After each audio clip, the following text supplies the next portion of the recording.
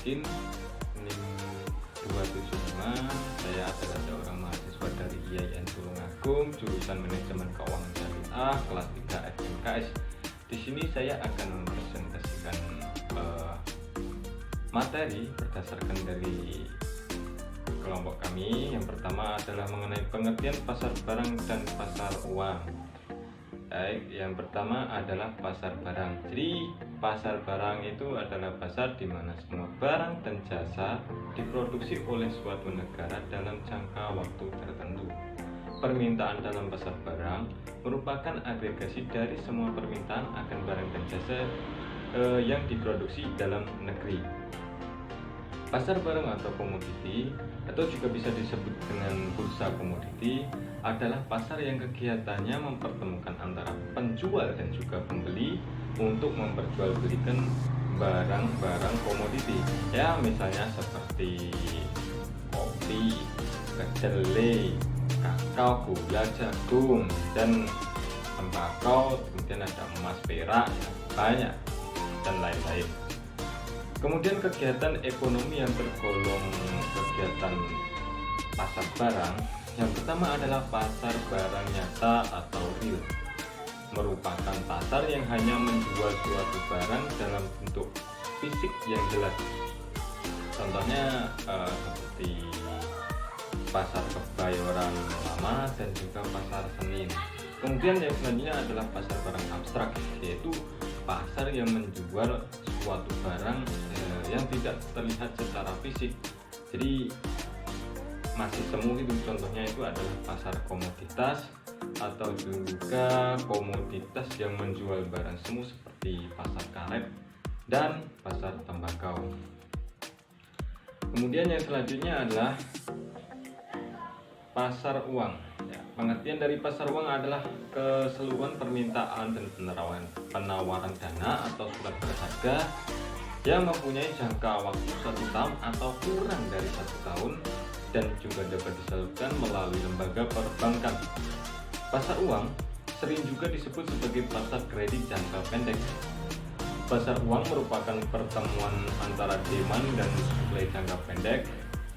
Dan kemudian dalam pasar uang, valuta asing itu diperlukan untuk membayar kegiatan, ya misalnya seperti kegiatan ekspor dan impor, kemudian membayar hutang dalam negeri, hutang luar negeri, maaf. Kemudian pasar uang tradingnya itu melalui bursa atau stock exchange. Pasar uang sifatnya abstrak, tidak ada tempat khusus seperti halnya dengan pasar modal. Transaksi pada pasar uang dilakukan secara OTC atau over the counter market, dilakukan oleh setiap partisipan melalui desk atau dealing room masing-masing peserta. Pelaku dalam pasar uang diantaranya adalah ada bank, yayasan dana pensiun, perusahaan asuransi, perusahaan-perusahaan besar, lembaga pemerintah, lembaga keuangan, dan juga dari masyarakat sendiri. Kemudian yang selanjutnya adalah keterkaitan antara pasar barang dengan pasar uang. Jadi ada dua keterkaitan antara pasar barang dengan pasar uang. Yang pertama itu adalah pendapatan dan permintaan uang. Permintaan uang itu tergantung pada pendapatan. Jadi pada saat output atau pendapatan agregasi meningkat, jumlah transaksi yang memerlukan penggunaan uang itu akan meningkat pula.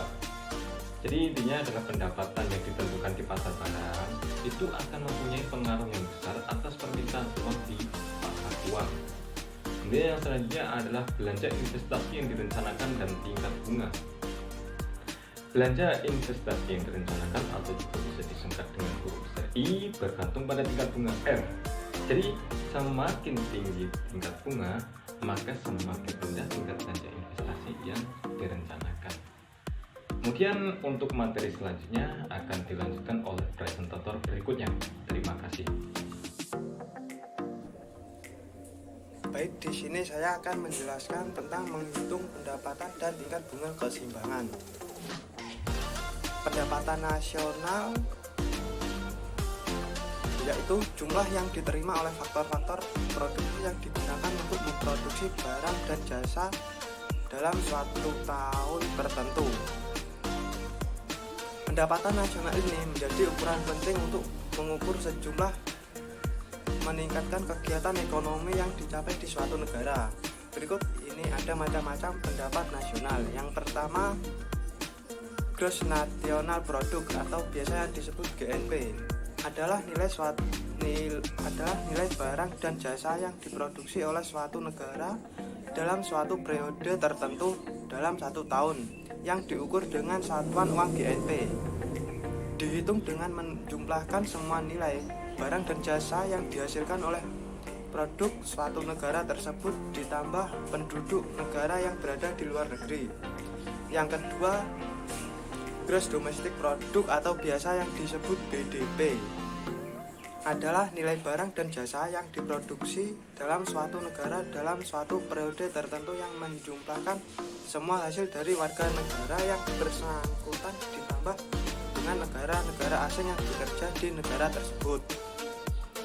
Berikut metode perhitungan pendapatan nasional. Yang pertama, pendapatan nasional yang menggunakan perhitungan pengeluaran dengan menjumlahkan nilai pengeluaran yang dilakukan oleh 4 golongan yang menggunakan barang dan jasa, yaitu rumah tangga, pemerintah, perusahaan-perusahaan yang melakukan investasi, dan warga negara lain yang membeli hasil produksi dalam negara, dengan menggunakan rumus Y sama dengan AE plus C plus I plus G plus buka kurung X kurangi M.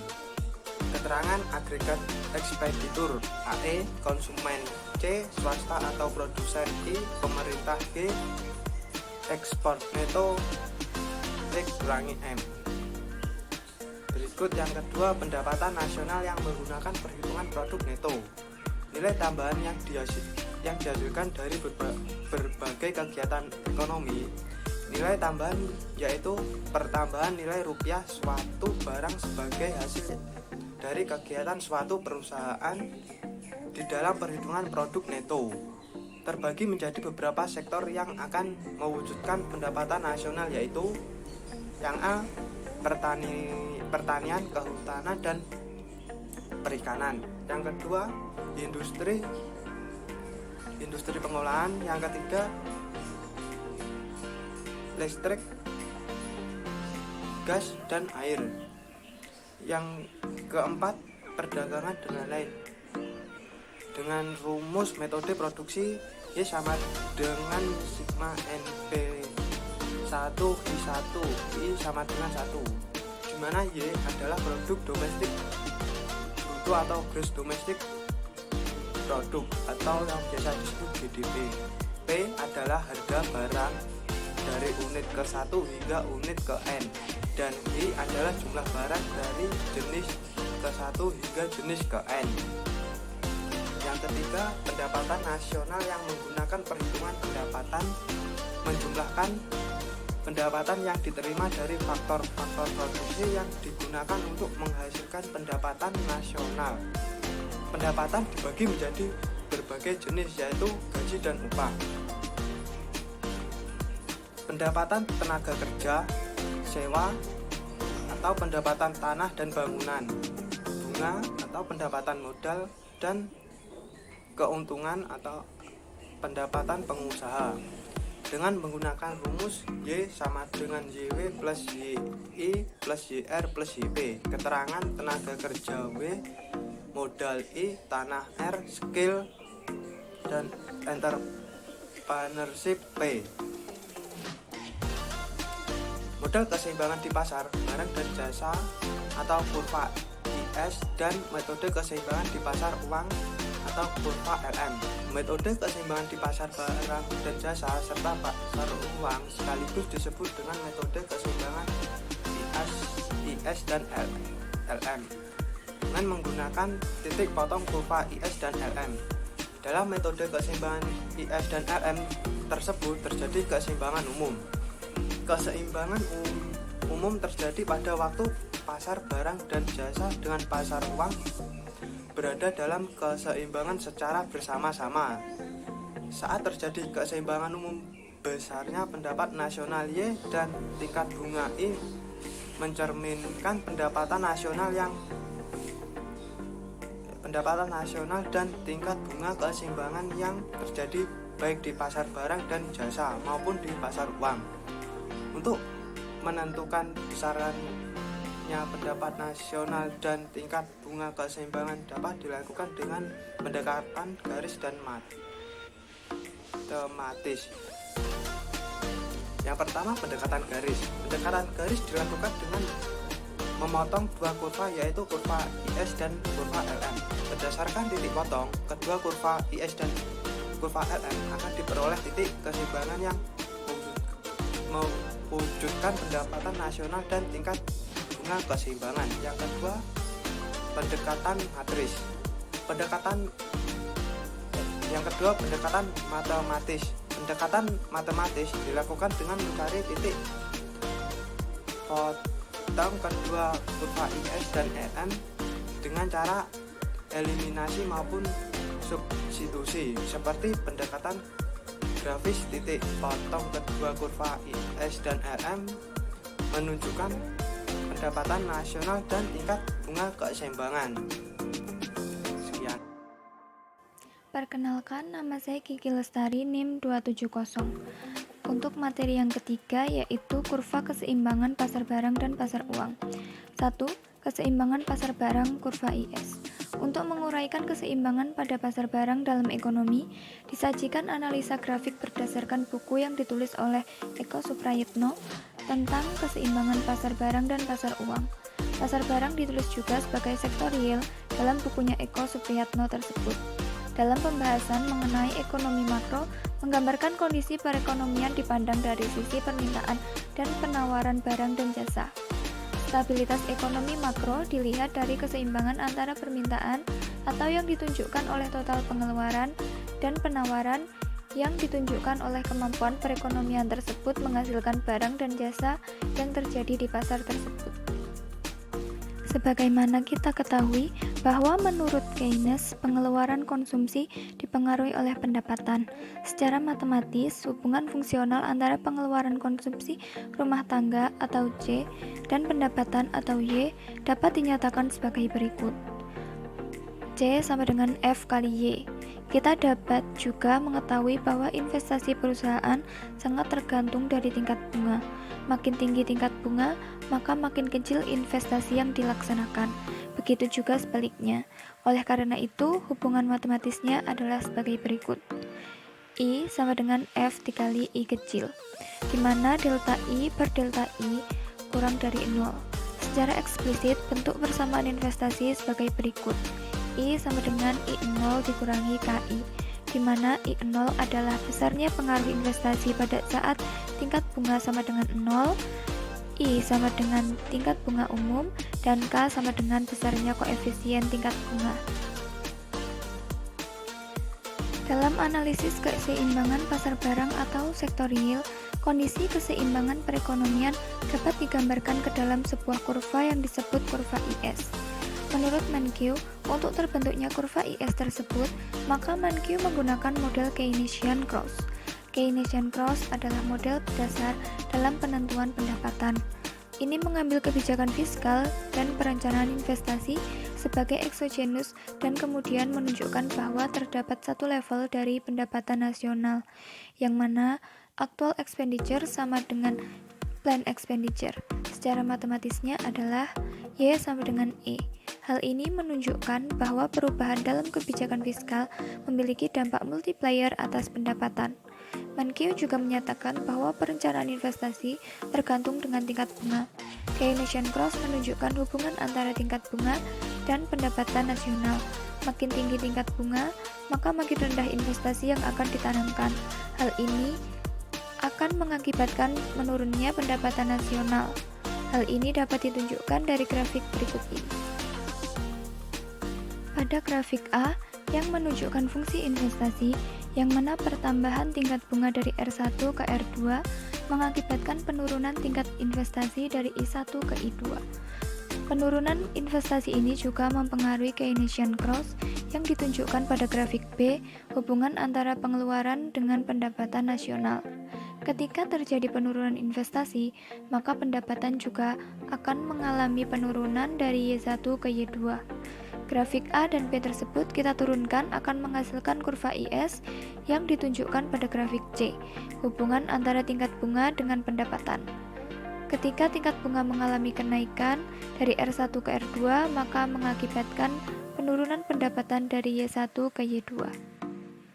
Yang kedua yaitu keseimbangan pasar uang kurva LM. Dalam ekonomi, pasar uang akan berada dalam keseimbangan apabila penawaran akan uang MS sama dengan permintaan akan uang MD. Dalam analisis keseimbangan di pasar uang, digunakan suatu kurva yang disebut kurva LM. Kurva LM adalah tempat kedudukan titik-titik yang menghubungkan tingkat bunga I dan pendapatan nasional Y, di mana pasar uang dalam keadaan seimbang. Sebagaimana kita ketahui bahwa penawaran akan uang MS adalah ditentukan oleh pemerintah atau dinyatakan tetap. Menurut Menkyu, perubahan pendapatan akan mempengaruhi permintaan akan uang.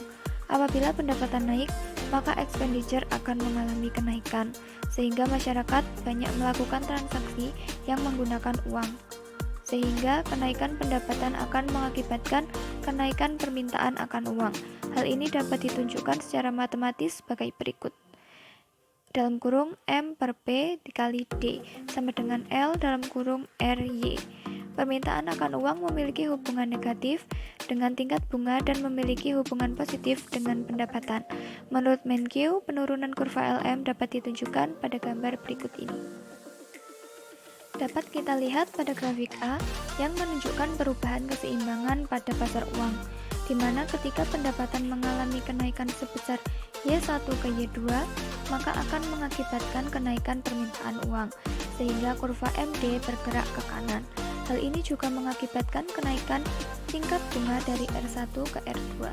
Perubahan pada tingkat bunga tersebut menunjukkan kurva LM yang ditunjukkan pada grafik B. Hubungan antara tingkat bunga dengan pendapatan. Ketika pendapatan mengalami kenaikan, maka mengakibatkan kenaikan tingkat bunga. Sekian materi dari kelompok kami tentang keseimbangan kurva ISLM. Terima kasih. Wassalamualaikum warahmatullahi wabarakatuh.